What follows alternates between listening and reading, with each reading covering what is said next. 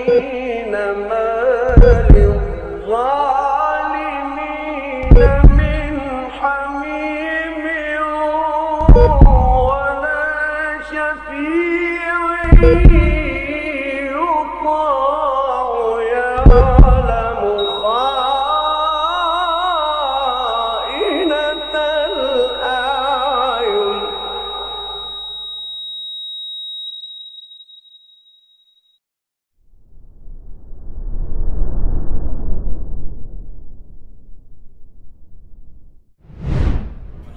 Assalamualaikum warahmatullahi wabarakatuh. Waalaikumsalam warahmatullahi wabarakatuh. Innal hamdalillah nahmaduhu wa nasta'inuhu wa nastaghfiruh wa na'udzu billahi min shururi anfusina wa sayyiati a'malina. May yahdihillahu fala mudilla lahu wa may yudlil fala hadiya lahu. Wa asyhadu an la ilaha illallah wahdahu la syarika lahu wa asyhadu anna Muhammadan 'abduhu wa rasuluh. Allahumma salli wa sallim wa barik ala Muhammadin wa ala alihi wa sahbihi ajma'in. Allahumma inna nas'aluka ilman nafi'an wa rizqan thayyiban wa 'amalan mutaqabbalan. Allahumma na'udzu bika min ilmin la yanfa' wa min qalbin la yakhsha wa min nafsin la tashba' wa min du'a'in la yusma'. Allahumma na'udzu bika min ha'ula'i al-arba'i. Qala Syekh Abdul Aziz Ar-Raji hafizahullah ta'ala, ومن أنواعه إنكار ما هو معلوم من الدين بالضرورة من الواجبات أو المحرمات أو المباحات من غير شبهة في ذلك بأن يرفع ويرد شيئا مما أنزل الله في كتابه أو على لسانه رسوله صلى الله عليه وسلم من الفرائض أو الواجبات أو المسنونات أو المستحبات بعد أن يعلم أن الله أنزله في كتابه أو أمر به رسوله أو نهى عنه وإن كان مقرا بكل ما أنزل الله من الشرع illa ma dafa'ahu wa ankara. Bismillahirrahmanirrahim. Aqliqul bab. Al-bab. Alhamdulillahi rabbil alamin wassalatu wassalamu ala sayyidil mursalin wa ala alihi wa sahbihi wa man saru ala nahjihi ila yaumiddin. Amma ba'd. Kita masih meneruskan kitab atau kajian kitab Fusulun fi Bayan Syirkil Akbar, dan masih di dalam pasal fi Bayan Syirkil Akbari wa ba'di anwa'i, penjelasan syirik besar dan sebagian macam syirik besar. Qala hafizahullah, wa min anwa'ihi inkaru ma huwa ma'lumun min ad-din bid-darurah. Di antara pembatal keislaman atau termasuk kekufuran mengingkari apa yang merupakan hal yang maklum dalam agama kita secara darurat. Artinya boleh dipastikan seluruh dari muslim itu mengetahui hukumnya secara absolut, minimal global. Misalnya hukum zina itu haram, salat 5 waktu itu wajib. Kalau mengingkari hal-hal semacam ini yang merupakan hal yang disebut maklum minad din bid-darurah, maka dia kufur, keluar dari Islam. Atau hal yang mubahat yang memang dibolehkan dalam Islam, ya diingkari olehnya. Hal yang dibolehkan dalam Islam secara mutlak boleh, misalnya makan. Ya, makan secara umum, secara mutlak boleh. Atau jual beli. Tapi biasanya hal ini berkaitan, kekufuran seperti ini berkaitan dengan hal yang diwajibkan atau hal yang diharamkan oleh Islam. Kemudian dibalikkan oleh orang ini dan mengingkarinya itu min ghairi syubhah. Nah ini yang penting, min ghairi syubhah, tanpa syubhat. Harus ada takyid ini, ikhwan. Ya, menghalalkan yang Allah haramkan dan mengharamkan apa yang Allah halalkan tanpa syubhat. Artinya dia clear sebenarnya baginya, tegak hujah atasnya, dia ngerti benar-benar dan bukan karena syubhat. Sekarang ikhwan, tawassul bid'i, bertawasul kepada selain kepada mayit, bertawasul kepada mayit itu haram atau halal? Haram. Itu suatu kebid'ahan dan bisa menjadi kesyirikan. Ya. Nah, sekarang kalau antum lihat peziarah-peziarah kubur, mereka bertawasul kepada wali-wali yang dikeramatkan itu, yang sudah wafat. Oke. Nah, berarti mereka kan melakukan yang haram, bahkan kesyirikan. Ketika kita bilang kepada mereka ini syirik, mereka bilang enggak, ini boleh, ini bagus. Lihat, ini kan zahirnya apa? Menghalalkan yang Allah dan Rasulnya haramkan, ya kan? Maka di sini kita lihat apakah mereka mengucapkan itu, mengatakan ini bagus, itu karena terkena syubhat atau karena mereka tahu bahwasanya haram kemudian mereka perbagus? Syubhat, ikhwan. Syubhat. Sebagaimana kita dulu sebelum hijrah, ya kan? Sebelum kenal sunnah, ya. Kita nggak ngerti. Sekarang orang-orang yang misalnya mereka menghalalkan isbal. Banyak gak orang menghalalkan isbal? Kebanyakan orang menghalalkan isbal. Tapi mereka menganggap isbal itu nggak ada masalah karena apa? Ima karena jahil, ima karena syubhat. Ya enggak? Ima karena jahil, ima karena syubhat. Begitu, ya. Min ghairi syubhatin, ya. Jadi harus hati-hati kita, jangan. Nah sekarang sebagian dari orang, ya, berhukum dengan hukum selain Allah Taala dan menganggapnya tidak masalah. Rata-rata karena syubhat atau karena apa? Karena syubhat, karena nggak ngerti. Khawarij suka mengkafirkan orang-orang. Dan dalam hadis Nabi SAW, siapa yang mengatakan saudaranya ya kafir dan tidak sesuai kenyataan, maka kembali kepadanya, ya kan? Orang Khawarij mengkafirkan penguasa muslim misalnya. Taib. Hakikatnya penguasa muslim secara zahir dia muslim enggak? Muslim. Maka berarti ini orang Khawarij sedang apa? Sedang melempar tuduhan kufur, kekafiran kepada orang yang tidak pantas dikafirkan. Maka kembali enggak ke dia seharusnya? Taib. Apakah kemudian kita kafirkan Khawarij? Nah, ini sebagian ulama Ahlussunnah mengatakan Khawarij kafir. Namun yang lebih sahih insyaallah wallahu alam, orang-orang Khawarij tidak sampai derajat kekufuran. Kenapa? Karena mereka terkena syubhat. Ya enggak? Rata-rata orang Khawarij itu jahil, ya enggak? Jahil. Otak mereka brainwashed, terdoktrin, tercuci dengan syubhat demi syubhat. Kuburiyun itu rata-rata bersyubhat nggak mereka? Bersyubhat. Nah, kita perlu izalatu syubhah dulu sebelum mengkafirkannya gitu loh.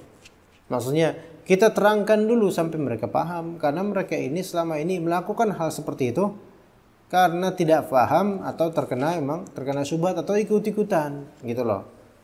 Dihukum di dunia ini kita jangan lantas mengkafirkannya walaupun zahirnya ini kekufuran. Tetapi di akhirat urusannya urusan Allah Ta'ala. Ya enggak?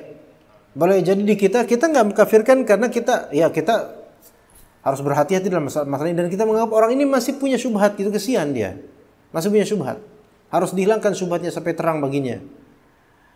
Tapi mungkin enggak di sisi Allah kafirkan dia? Mungkin enggak?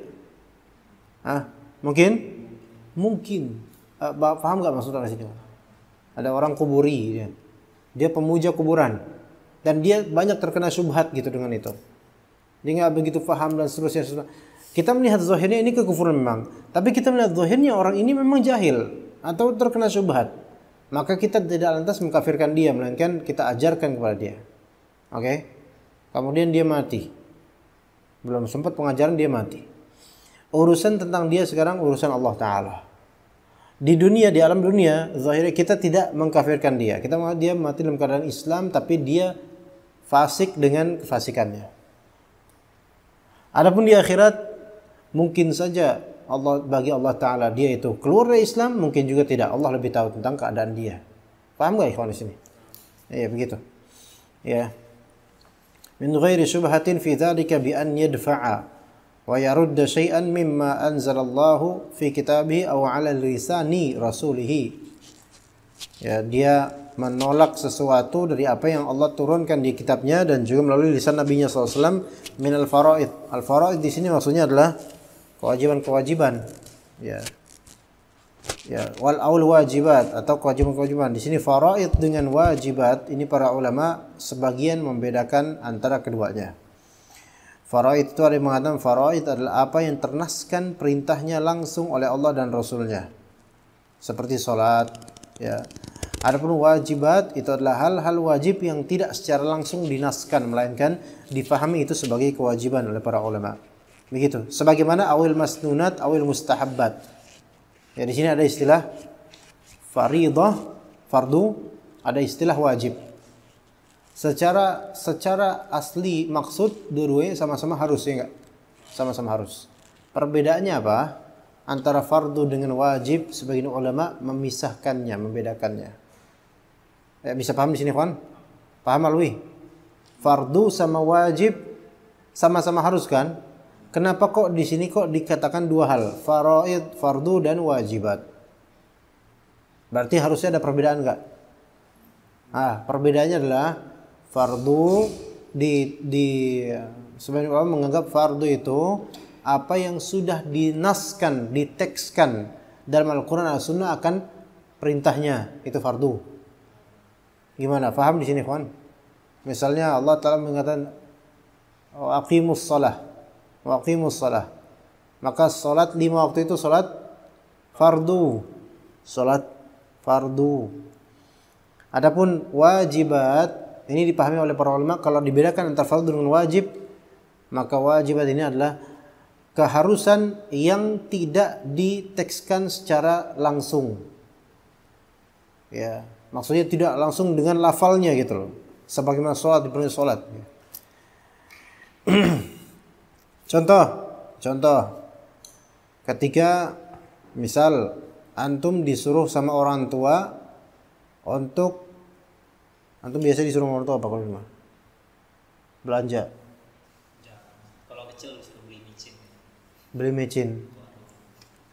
Rata antum generasi micin juga ya. Oke, disuruh sama ibu antum anterin ke pasar. Mungkin ini ya.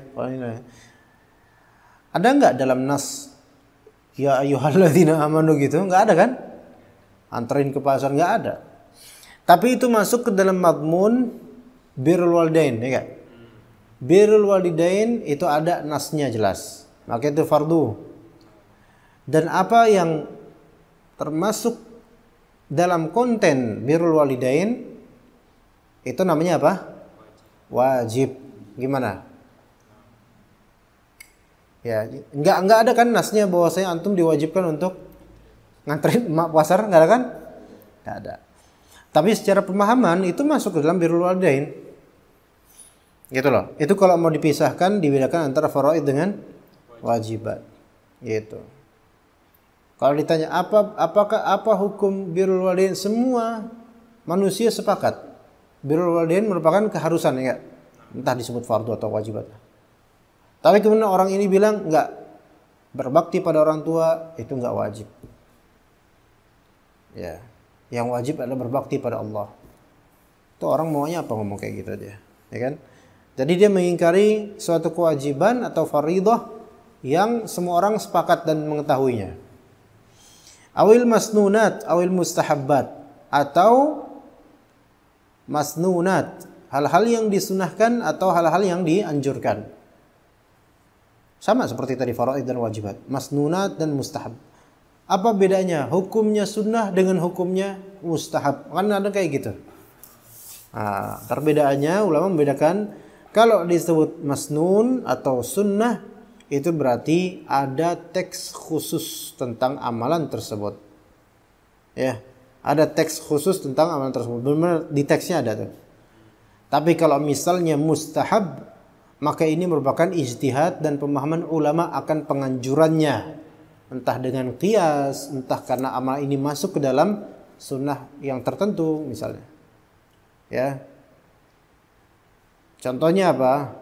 Rasulullah SAW melakukan sholat witir misalnya. Apa hukum sholat witir? Sunnah. Kita jawab itu kalau kita bedakan ini ya. Oke. Kemudian, apa hukumnya mandi sebelum berkumpul menuju majelis? Ulama mengatakan mustahab. Ulama mengatakan mustahab. Mandi sebelum mengumpul ke majelis taklim. Ulama mengatakan mustahab, bukan sunnah, tapi mustahab. Ngerti nggak ikhwan dari sini? Kalau yang mandi sebelum ngumpul di majelis, ada nggak dalil khusus tentangnya? Nggak ada. Nggak ada dalil khusus tentangnya. Lalu dari mana dapatnya? Dari qiyas. Qiyasnya di mana? Ghuslu yaumil jum'ah. Mandi di hari Jumat. Mandi di hari Jumat itu ada yang mengatakan wajib, ada yang mengatakan sunnah. Taib. Yang mengatakan sunnah itu barometer waktunya bukan di hari Jumatnya, melainkan yaitu dari terbit fajar atau dari terbit matahari sampai jelang waktu sholat Jumat. Itu namanya yang disebut mandi hari Jumat. Ya, gitu ya. Kalau misalnya Jumat sore, masuk nggak ke sini? Enggak, bukan sunnah juga. Gitu ya, paham sini kan? Nah. Apa hukumnya memakai parfum? Nah, ayo. Apa hukumnya memakai? Kita bilang sunnah atau mustahab? Sunnah. Kenapa? Ada nasnya khusus Nabi SAW mencintai itu, gitu loh. Sunnah kan? Makanya boleh nggak mengatakan memakai parfum itu adalah sunnah Nabi SAW? Boleh? Boleh. Tapi kalau yang ngomong gitu sambil dagang, boleh nggak? Sebaiknya jangan, ya jangan. Anak-anak nggak suka ada orang kayak gitu. Ya dia dagang parfum, sambil mengatakan memakai parfum ini, it's a sunnah bro, it's a sunnah. Ya, bukan it's a Sony, bukan, it's a sunnah. Ya, sunnah nih bro. Iya. Jangan, nggak baik. Kalau memang tujuannya murni bisnis, jangan pakai ayat. Boleh bilang ini parfumnya enak loh, gitu. Nggak usahlah bawa-bawa kemudian hadis Nabi SAW, ayat Al-Quran untuk melegalisir dan memperbagus atau menarik orang untuk membelinya, gitu. Membuat orang mentarghib orang untuk membelinya, memotivasi orang. Jangan. Ya, kecuali kalau untuk sedekah. Karena masalahnya di sini adalah apa? Masalahnya di sini adalah antum itu mencari dunia dengan kebaikan ayat dan juga hadis. Jangan mengharapkan begitu. Walaupun tetap halal.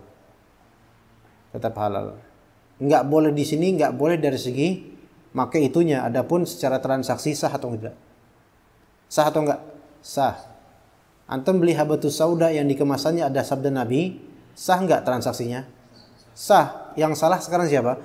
Bukan antum, yang salah siapa? Pedagangnya gitu loh. Jadi enggak kena di transaksi, tetap halal insyaallah.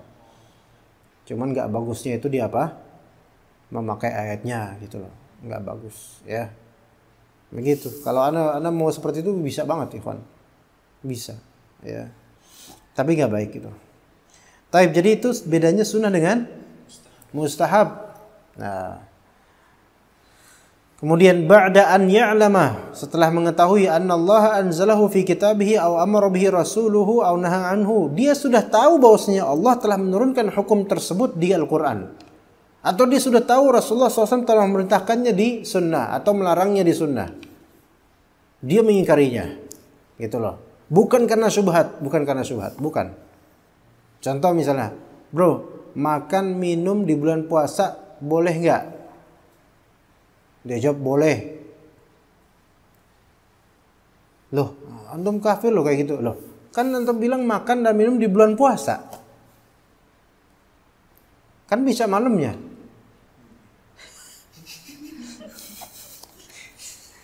Kalau ini nggak ada syubhat, ini emang permainan kalimat aja. Makan dan minum pas lagi puasa Ramadan tanpa uzur boleh atau enggak? Boleh. Dibilang boleh. Nah ini baru nih bahayanya. Kenapa boleh? Ngapa sih? Agama ngapain ngatur-ngatur makan dan minum kita? Apa nggak ada urusan lain apa? Nah gitu tuh. Yang seperti ini nih keluar dari Islam. Ya, karena mengingkari jelas-jelas dia. Wa in kana muqirran bi kulli ma anzalallahu minasyar'i illa ma dafa'ahu wa ankarahu. Walaupun dia mengikrarkan seluruh yang Allah turunkan kecuali satu poin tersebut. Misalnya kasus kemarin dosen yang bikin disertasi tentang zina itu. Tentang zina. Apakah dia serta-merta kufur dengan itu? Maka kita katakan wallahu alam lebih condong dia kufur dengan itu. Kenapa begitu? Bukankah itu menjadi syubhat? Mungkin dia karena syubhat karena apa? Ya hewan, doktor dan masalahnya masalah zina ini. Jangankan doktor, yang orang yang tukang sawu, tukang apalah pokoknya, tukang kuli aja nggak puasa di bulan Ramadan, tahu zina haram. Tukang kuli yang nggak puasa, muslim yang fasik aja tahu zina itu haram. Jahil aja tahu itu zina itu haram. Orang bilang ini dokter ini kan dia mungkin punya syubhat. Dia yang menciptakan syubhatnya. Ya enggak? Bedakan antara orang yang bersyubhat, pertama dia bersyubhat apa emang enggak ngerti dari awal, dengan orang yang sudah paham betul-betul, sudah jelas dan dia bisa basar, bisa ini, bisa itu, dan kemudian dia kreasikan sendiri syubhat-syubhatnya. Dia bikin sendiri peraturan baru. Coba alasan orang ini apa? Milkul yamin, perbudakan dan seterusnya. Sehingga boleh zina bagi ini dan seterusnya. Yang seperti ini malah apa? Ini dia yang bikin syubhat. Dan justru yang seperti inilah iblis sebenarnya gitu loh. Iblis itu ngerti tentang Allah Ta'ala, ya enggak? Tapi iblis buat syubhat buat orang-orang supaya enggak menyembah Allah. Ini iblis jilid part 2, ya, iblis bagian kedua, ya. Penerus iblis yang seperti ini. Maka bisa keluar, ini jelas keluar dari Islam bahkan. Ma'lumun minad dini bid-darurah. Kalau misalnya yang seperti ini kemudian kita katakan diberikan uzur dengan kejahilan dan syubhat, maka udah nggak ada lagi lah orang sekarang yang keluar dari Islam. Semuanya kita bilang apa? Bersyubhat, nggak ada yang keluar dari Islam, nggak ada. Yang sampai level ini aja udah sengaja betul-betul, ya. Begitu ikhwas kalian, ya. Jadi mukir bima anzalallah, walaupun dia di poin lain tentang masalah mencuri dia setuju dengan Islam, tapi masalah ini saja yang sudah jelas dia tetap harus bertaubat darinya dan dia harus bertaubat dan kembali ke Islam. Taib, istamir. Ahsanallahu ilaikum. Wa qala hafizahullah wa min anwa'ihi as-sukhriyatu bismin min asma'illahi aw amrin min awamirih aw wa'idih aw wa'dih. Taib, as-sukhriyah mengejek salah satu nama dari nama-nama Allah Ta'ala. Dan ini harus dipahami baik-baik. Mengejek mungkin memplesetkan, tapi memplesetkannya dengan maksud memang dia tahu itu nama Allah Ta'ala. Kalau enggak bermaksudkan gitu, maka semoga Allah maafkan. Misal orang namanya misalnya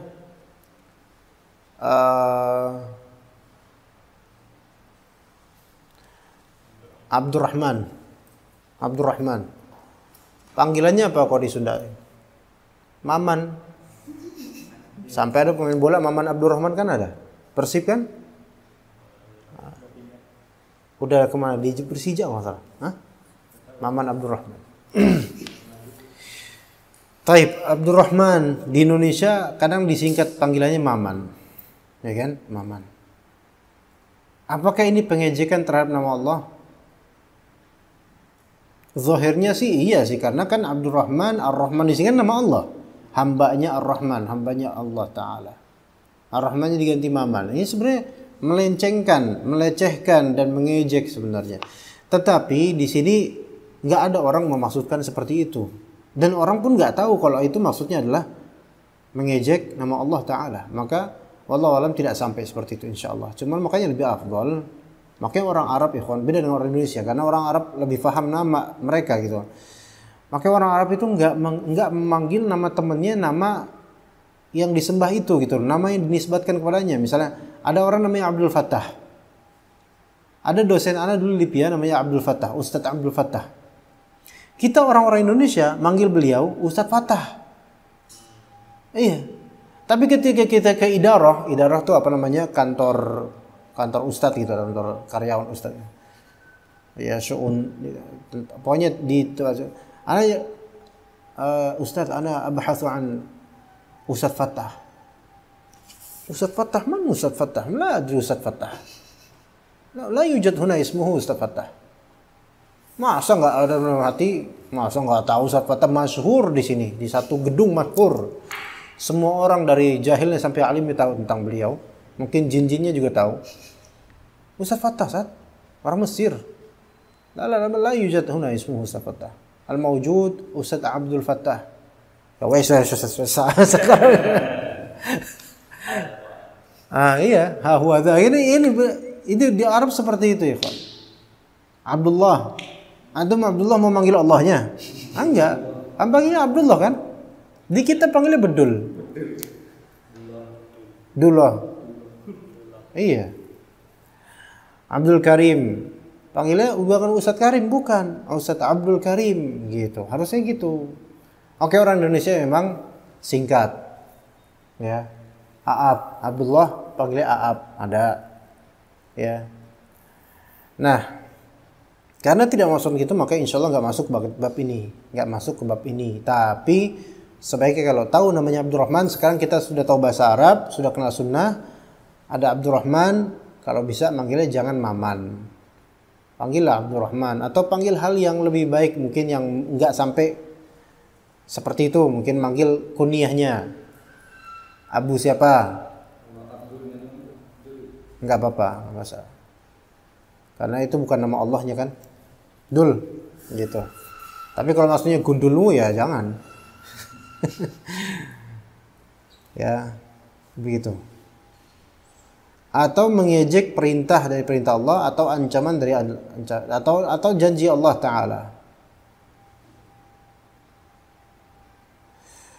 Seperti muadzin, leher panjang, itu janji Allah Ta'ala melalui lisan Rasulnya. Kalau bisa jangan digambarin, jangan ditertawain kalau bisa ya. Karena takutnya masuk ngejek. Ya, kan bisa tuh kayak gitu. Itu nanti udahlah nggak usah digambarin di benak, karena apa yang ada nanti di akhirat itu taunya pastinya nantilah di akhirat. Kita nggak bisa bayangin secara persis. Ya. Baik, kemudian lanjut, fadhal. Ahsanallahu ilaikum. Wa qala hafizahullah wa min anwa'ihi as-sujudu li ghairillahi ta'ala aw sabbullahi ta'ala aw rasulihi sallallahu alaihi wasallam aw tashbihullahu bi syai'in minal makhluqat aw nafyu sifatih aw al-qawlu bil hululi aw al-ittihad aw al-qawlu bi anna Allaha ma'ahu mudabbirun ghairuh. Mudabbirun ghairih. Boleh juga mudabbirun ghairahu boleh. Tapi mudabbirunnya tanwin ra-nya. Taib, wa min anwa'i al-kufr, bahkan asyirik juga, as-sujudu li ghairillahi ta'ala, sujud kepada selain Allah Subhanahu wa ta'ala. Dan termasuk juga sebagian ulama menetapkan sujud ke kuburan termasuk syirik. Sebagian lainnya mengatakan sujud kepada kuburan wasilah menuju syirik. Ya. Tapi Allah alam mungkin kalau dia maksudkan tahiyyah, penghormatan, maka wasilah menuju syirik. Adapun kalau dimaksudkan sujud di sini sujud penyembahan, maka ini sudah kufur akbar, syirik besar. Bedakan ikhwan.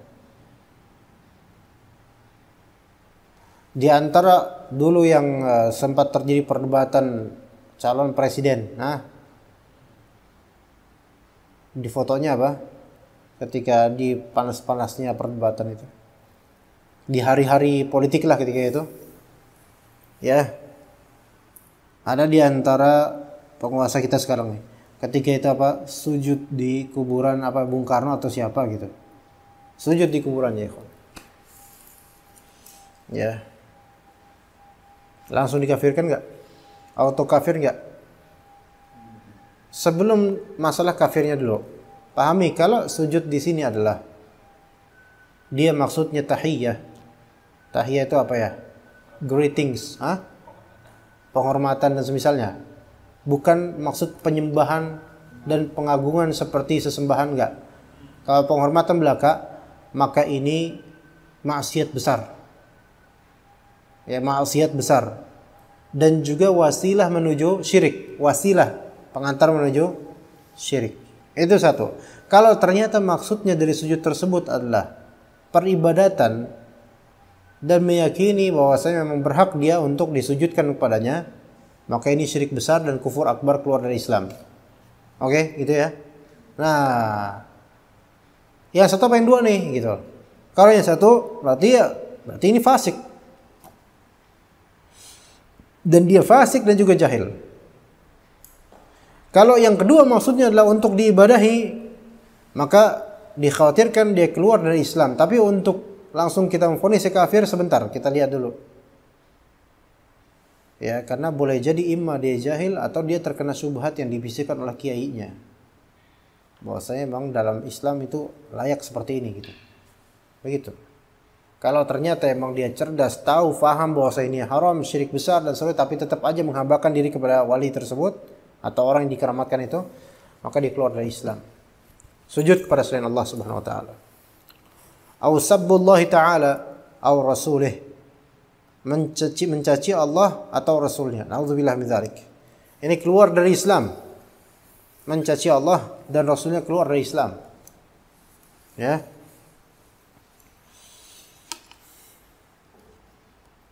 Ada pelawak waktu itu yang mengatakan, pelawak OVJ, salah satunya pelawak OVJ, tapi dia lagi di net waktu itu. Tahu nggak? Pelawak OVJ tapi lagi di net. Salah satunya lah. Ya.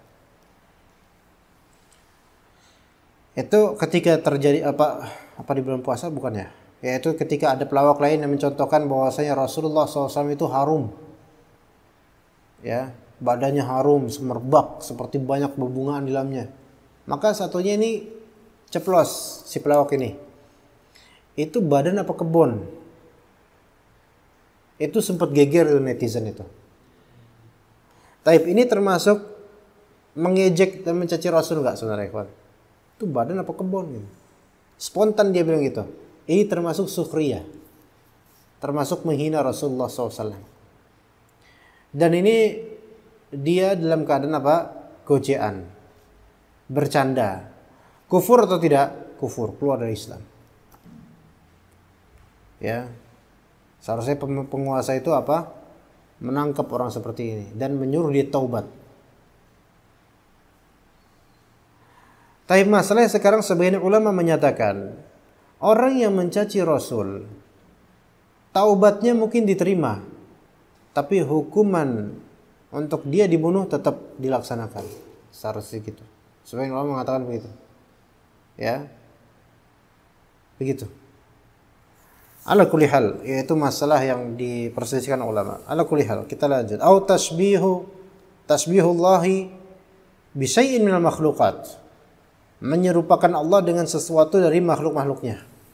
Yaitu menggambarkan zat Allah dan wujud Allah Subhanahu wa taala. Maka ini kufur. Au nafyu sifatih, menafikan sifatnya yang sudah jelas baginya itu sifat Allah. Bukan karena syubhat, tapi karena dia tahu dan mengingkari dalil-dalil, maka ini kufur. Awil qawlu bil hululi awil ittihad. Atau mengatakan atau memberikan statement hulul atau ittihad. Oke, pernah dengar gak namanya hululiyah? Pernah dengar gak namanya ittihadiyah? Pernah dengar gak hululiyah? Alwi? Hululiyah, ittihadiyah? Pak Khairul? Ada istilah namanya manunggaling kawula Gusti. Manunggaling kawula Gusti. Istilah ini awalnya istilah orang-orang yang di zaman kerajaan dan orang-orang Sanskerta dan semisalnya, yaitu Gusti itu yaitu raja membahur dengan kawulo gitu loh. Kalau bahasa sekarang belusuan. Ya. Jadi raja berbaur dengan rakyatnya. Itu aslinya begitu tuh. Nah, kemudian dalam dunia sufi, sebagian orang-orang sufi mengadopsi pemahaman seperti ini. Sehingga terjadilah hululiyah atau terjadilah ittihadiyah. Faham maksudnya? Berbaurnya Allah Ta'ala dengan makhluk. Berbaurnya zat Allah Ta'ala dengan zat makhluk. Gimana? Sampai sini kebayang? Maksudnya hululiyah dan ittihadiyah. Hulul dengan ittihad itu beda. Serupa tapi tak sama. Sama-sama seperti manunggaling kaula Gusti tapi beda. Hulul itu artinya menempati. Ittihad itu artinya bersatu.